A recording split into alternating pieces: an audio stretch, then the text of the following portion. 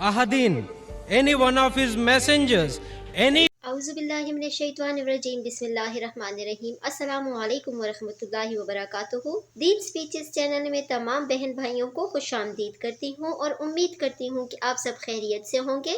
आज की वीडियो में एक हिंदू जो है गैर मजहब, वो क्वेश्चन करता है कि आपकी सूरह इखलास गलत, उसका मतलब गलत है। उस वाहिद का मतलब वो कुछ और बताता है और कहता है कि आप लोग कुछ और कहते हैं कि वाहिद का मतलब एक है। तो डॉक्टर जाकिर नाइक इस बात का जवाब किस तरह उसको देते हैं, चलिए देखते हैं वो अपनी स्पीच में उसको क्या कह रहे हैं। तो चलिए स्टार्ट करते हैं आज की video. I believe finally I got the time to ask the question. Okay, this is related to the topic you taught today, that is Islamic concept of God, or means you concluded with that. My question is, you used Surah chapter 112 and you said that it is the acid test for any religion or any concept which has to go through it. Now, in this Surah chapter 112, in verse 1, it says, Qul huwallahu ahad. Now, as I was doing research on this word ahad, it doesn't mean only one. It means one of. Because the same word was used in different verses in the Quran to say one of, not only one. For example, in Surah chapter 2 verse 136, it says any one of ahadin. Surah chapter 2 verse 285, it says any one of ahadin, any one of his messengers. Any one of was translated from the Arabic word ahadin. Yeah, my question is that it is a deliberate mistranslation. And second question is, brother, one question at a time because time is limited. Please may I know your name? Peter. Peter भाई ने माशाल्लाह अच्छा सवाल पूछा है और मुझे खुशी है कि आप कुरान पढ़ रहे हैं। मुझे कोई गिला शिकवा नहीं, भले आप कुरान में गलतियां निकालने के लिए पढ़िए, मैं बहुत खुश हूँ। आप कुरान पढ़ेंगे तो ही पता लगेगा कुरान कितनी पाक किताब है। भाई साहब का सवाल था जो सूरह इखलास सूरा नंबर 112 जो मैंने बयान किया, लिटमस टेस्ट फॉर थियोलॉजी, उसकी पहली आयत है कुल हुवल्लाहु अहद, कहो कि अल्लाह एक है। ये कहते हैं अहद की मानी एक नहीं है, अहद की मानी है वन ऑफ देम। एक नहीं है, वन ऑफ देम है। It is not one, it is one of them. और वो हवाला दिया सूरह बकरा के सूरा नंबर 2 और कई हवाला देते टाइम पे ये कहा, जब आप सूरह बकरा की आयत बयान कर रहे थे उसमें लिखा था अहदिम, अहदिम इज वन ऑफ, अहद इज ओनली वन। तो आप खुद भले आप अरबी नहीं जानते, कुरान में लिखा है सूरह इखलास सूरा नंबर 112 आयत नंबर 1, कुल हुवल्लाहु अहद, वहां है अहदिम, तो God is one. When you add अहदिम इट इज वन ऑफ, तो अहदिम मीन्स वन ऑफ, अहद मीन्स वन। तो आप खुद जानते हैं कि दोनों अल्फाज, the first Surah Ikhlas chapter 112 verse number 1 says कुल हुवल्लाहु अहद, say there is Allah one and only, कि अल्लाह सुब्हाना व तआला एक है।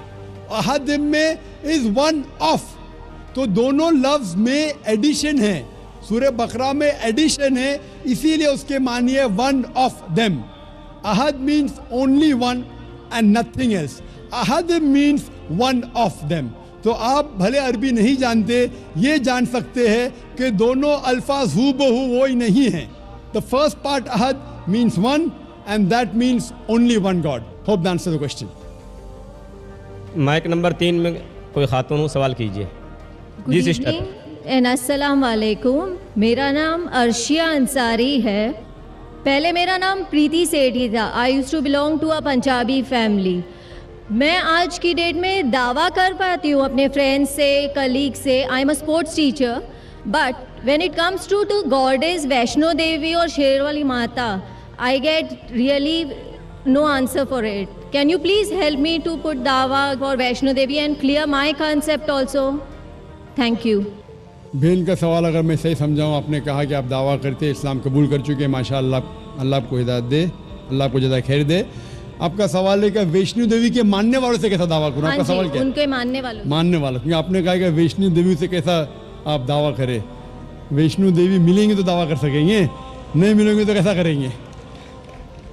जिस तरीके से मैंने आज मेरी तकरीर में मेरा एक हिस्सा था खुदा का तसव्वुर हिंदू मज़हब में, इस मज़हब में आप बोलिए कि आप जब वेद पढ़ते हैं, वेद में लिखा है यजुर्वेद चैप्टर नंबर 32 श्लोक नंबर 3 में न तस्य प्रतिमास्ति, उस ईश्वर की कोई प्रतिमा नहीं, कोई अक्स नहीं, कोई फोटोग्राफ नहीं, कोई पेंटिंग नहीं, कोई बुत नहीं, कोई मूर्ति नहीं, कोई स्टैचू नहीं। तो जो वैष्णो देवी जो गॉडेस है, इसकी मूर्ति हो ही नहीं सकती। ये जो उन लोगों को मिलता है दूसरी किताबों जो हिंदू मज़हब के नीचे की किताबों में है। लेकिन जब भी कोई हिंदू मज़हब की किताब में टकराव होता है, वेद की बात और ऊंची होती है, ये सबसे ऊंची किताब है। तो वेद से जब देखेंगे, वेद में कहीं भी नहीं लिखा है कि ईश्वर की प्रतिमा है। हिंदू मज़हब में दो किस्म की किताब है, एक है श्रुति, दूसरी है स्मृति। श्रुति मतलब वो किताब जो ईश्वर की तरफ से आई हुई, स्मृति मतलब वो किताब जो इंसानों ने लिखी है। तो इंसानों की किताब में मिलावट हो चुकी है और इसमें कई चीज़ें हैं जो श्रुति के खिलाफ है। तो आप जब मुताला करेंगे, उनसे ये कहिए कि ये श्रुति में नहीं लिखा है। श्रुति मतलब वेद और उपनिषद। जब आप हवाला देंगे जिस तरीके से मैं तकरीर में दिया हूँ, उस तरीके से इंशाअल्लाह आप अपने दोस्तों को ये दावत दे सकेंगे कि ईश्वर की कोई प्रतिमा नहीं, कोई अक्स नहीं, कोई मूर्ति नहीं, कोई बुत नहीं। Hope the answers the question. कोई प्रतिमा नहीं है, वहाँ पत्थर है। अगर वैष्णो देवी मंदिर जाएंगे, वहाँ कोई प्रतिमा नहीं है, वहाँ पत्थर है जिसकी पूजा की जाती है। प्रतिमा जब मैं कहता हूँ अक्स, चाहे पत्थर भी वो प्रतिमा में आ जाता है। पत्थर को पूजना हराम है। जिस तरीके से मैंने कहा यजुर्वेद में चैप्टर नंबर 40 मंत्र नंबर 9 में अंधात्म भविष्यन्ति या समुति मुपास्ते, अंधकार में वो लोग जा रहे हैं जो लोग कुदरती चीज़ों की इबादत करते, चाहे वो हवा हो, आग हो, पानी हो, और वो लोग और घोर अंधकार में जा रहे हैं जो बनाई हुई चीज़ें, चाहे टेबल हो, चेयर हो, मूर्ति हो या पत्थर को तराशते हैं। ये सब की इबादत करना यजुर्वेद अध्याय नंबर 40 मंत्र नंबर 9 के हिसाब से हराम है। तो पत्थर की पूजा करना भी हराम है, इस्लाम मज़हब में हराम है, हिंदू मज़हब में भी हराम है। चाहे आप उसको तराशो या मत तराशो, इबादत सिर्फ करना चाहिए खुदा की, और उस खुदा का कोई अक्स नहीं, और आप उस खुदा को देख नहीं सकते इस दुनिया में, अपनी आँखों से उस खुदा को देख ही नहीं सकते। लिखा है बाइबल में, कुरान में भी, हिंदू स्क्रिप्चर में, अगर आप खुदा की बराबरी कोई भी चीज़ से कर सके इस दुनिया में, चाहे वो आसमान की चीज़ हो या इस धरती की चीज़ हो, तो वो खुदा हो ही नहीं सकता। Hope the answer the question. तो जी नाजरीन, ये थी आज की वीडियो। उम्मीद करती हूँ आज की वीडियो आपको बहुत ज़्यादा पसंद आई होगी। आज की वीडियो में पहले डॉक्टर जाकिर नाइक से एक लड़का कहता है कि सूरह इखलास में, मैंने सर्च किया है सूरह इखलास पे, तो उसमें आप लोग उसका मतलब गलत लेते हो, अहद का मतलब कुछ और है। डॉक्टर जाकिर नाइक ने इस बात का बड़ी ही खूबसूरती से उसको जवाब दिया और कुरान पाक का हवाला देकर जवाब दिया और कहा कि अरबी एक दूसरे के साथ मिली हुई है, अहद सिर्फ अलग नहीं है उसमें। कुल हुवल्लाहु अहद है, कुल हुवल्लाहु अहद, इसका मतलब है कि कहो कि अल्लाह एक है। तो उसने, डॉक्टर जाकिर ने उस लड़के का जवाब क्लियर कर दिया। और फिर एक लड़की ने सवाल किया, डॉक्टर जाकिर नाइक ने उस लड़की को भी बहुत ही उम्दा और बेहतरीन अंदाज में जवाब दिया और कुरान पाक का हवाला देकर उसे जवाब दिया कि अल्लाह एक है, अल्लाह का कोई अक्स नहीं है। और ईश्वर का वो जैसे सवाल करी थी कि ईश्वर का अक्स है और ये और वो, मैं लोगों को किस तरह बताऊं, तो डॉक्टर जाकिर नाइक ने उसको बताया कि कोई भी अक्स नहीं है, अल्लाह का अल्लाह वाहिद है।